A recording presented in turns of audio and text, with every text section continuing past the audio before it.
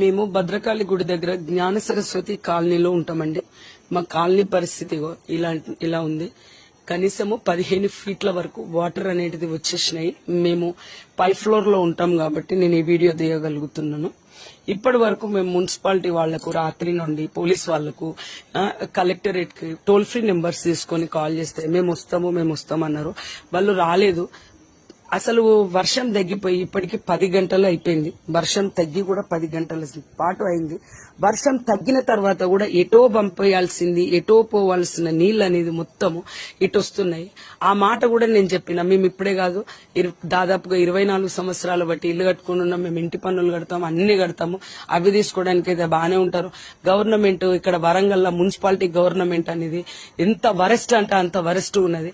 చెప్పినా వినలేదు. Toll free numbers లో ఎన్నిటికి కాల్ చేసినా కూడా వస్తాం అన్నారు. ఈ నీళ్ళు అనేది ఇక్కడ కాకుండా వేరే దిక్కు మరలిస్తే గానీ మేము ఈ కుటుంబాలలో బతుకుతామండి. లేకపోతే ఎంత ఇబ్బంది అవుతుందా అంటే మాకు అంత ఇబ్బంది అవుతుంది. ఇక కొంచెం అయితే ఫస్ట్ ఫ్లోర్ లో కూడా వచ్చేటట్టున్నాయి. ఫ్లో చూడండి, వర్షం లేదు అయినా ఫ్లో ఎక్కడి నుండో వస్తుంది.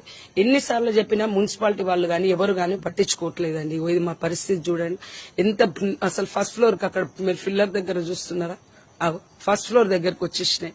ఇది పరిస్థితి అండి. ఎవ్వరూ పట్టించుకోరు ఇది.